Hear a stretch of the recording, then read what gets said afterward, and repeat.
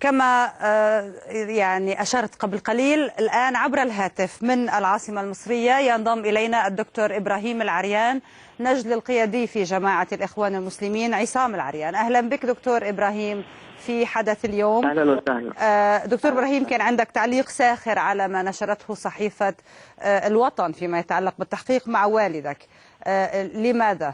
لماذا يعني لجأت إلى هذا التعبير أنه ثاني أخطر مجرم؟ بسم الله الرحمن الرحيم. هو الحقيقة الأوضاع اللي مصر كلها بتعيشها دلوقتي بتبعث على النفس الضحكة، واحنا حاسين كلنا ان احنا بنعيش مسرحية هزلية بتقوم بيها سلطة الانقلاب العسكري اللي بتحكم مصر الآن. دكتور عصام العريان موجه ليه تهم كتيرة جدا جدا جدا، وبيتحقق معاه النيابة في تهم عجيبة جدا. يعني تنسب هذه التهم لشخصيات خرافية بنشوفها في التلفزيون زي سوبرمان ومازنجر والناس الخارقين دولت. ان هو واحد اتهم بكل هذه التهم من التحريض على العنف وإدارة جماعة وقتل متظاهرين وي تهم كتيرة قوي قوي قوي زي ديت. مفيش اي حد عاقل في مصر هيعتقد ابدا ان الدكتور عصام العريان بتاريخه اللي معروف يمكن ان يحاكم بهذه التهم وتكون محاكمة عادلة او محاكمة حقيقية. مصر كلها تعرف ان دكتور محمد مرسي ودكتور عصام العريان بيحاكموا بتهم سياسية.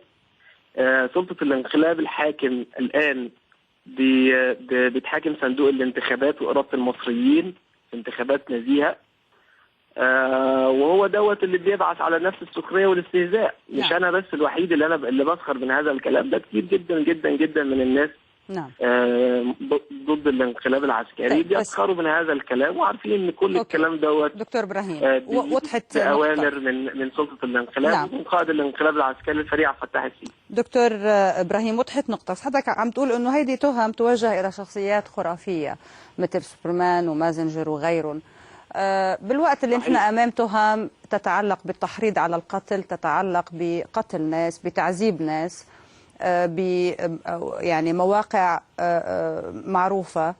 ونفس هذه التهم هي التي وجهت إلى السلطات السابقة وإلى مسؤولين سابقين وضعوا في الزنازين وحوكموا لنفس الأسباب، وحضرتك عم تعتبر أنه يعني هيدي تهم توجه إلى شخصيات خرافية. هل يعني لأنه عندما يأتي الموضوع إلى الجماعة تصبح وكأن هي لم تكن في الحكم وليست مسؤولة عن ما جرى؟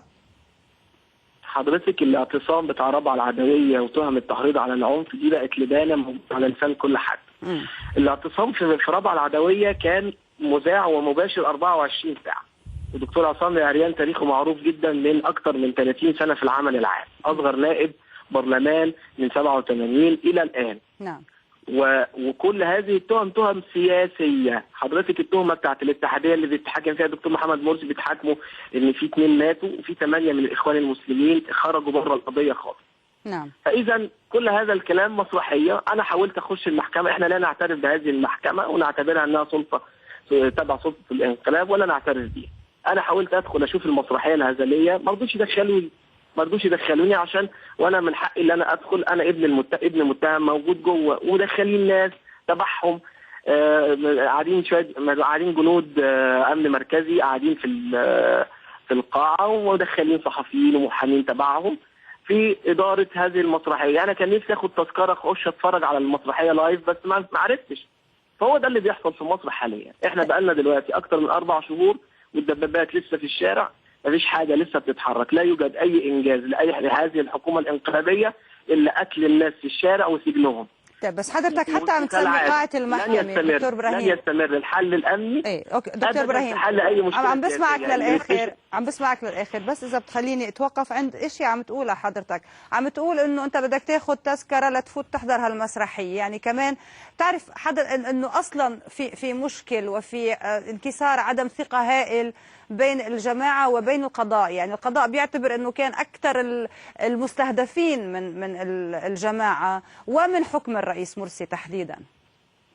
صحيح السلطه القضائيه الان بقت خصم لا مش هلا، انا عم بحكي عندما كان الرئيس مرسي بالحكم. صحيح السلطه القضائيه من المفترض ان تكون سلطه مستقله، لكن هي نصبت نفسها خصم لتيار سياسي معين اللي هو تيار هي نصبت نفسها برأيك؟ صحيح، هي نصبت نفسها لذلك. ورئيس المحكمة الدستورية كيف يشارك في هذه المهزلة اللي بتحصل؟ ازاي يقبل الانقلاب على رئيس مدني منتخب؟ ده الدكتور عطله العريان يبدأ في جميع تحقيقاته ببلاغين ضد الفريق عبد الفتاح السيسي ومن اجتمع معه يوم 3/7 في تعطيل الدستور، وهذه جريمة يعاقب عليها القانون. طيب عندما كان في حصار للمحكمة الدستورية العليا دكتور إبراهيم، هل كانت مسرحية هزلية أيضا؟ هل كان هذا ضمن المؤسسات؟ حصار، أنا ليس لي علاقة بحصار المحكمة الدستورية. أنا حصار المحكمة الدستورية يسأل عنها من حصروها. أنا بتكلم حاليا في الوضع اللي احنا فيه دلوقتي في سلطة الانقلاب اللي بتقتل الناس في الشارع، ومفيش أي إنجازات ولا اقتصادية، وعمالة تتسول من دول بتدعم الانقلاب زي السعودية والإمارات وأذرعها الإعلامية اللي موجودة هنا وهناك. هو ده اللي بيحصل دلوقتي. تتسول، يعني ليش عم تعتبر انه تتسول بالوقت هيدي الدول قدمت بدون ما حدا يطلب منها قدمت أموال لمصر؟ لا، بمجرد فضائية بتقفل وتفتح قنوات فضائية لأبواق معينة لتقول أشياء معينة وتدعم الحكومة الانقلابية بمليارات. ده على الظاهر، وما خفي كان أعظم. كل هذا الكلام كل شعب مصر يعرفه ويعرفه جيدا جدا.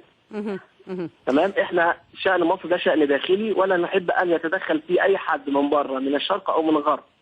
لكن لا يحدث الآن لا يبشر بأي خير على المستوى السياسي. الحل الأمني والاعتقالات السياسية هو شأن داخلي صحيح، بس أنت حضرتك تعرف أن مصر بتهم كل العرب، الحل الأمني وهي عندها دور وعندها حضور بكل الدول العربية. يعني إذا حكيوا بقية العرب بيكونوا عم يتدخلوا بمصر؟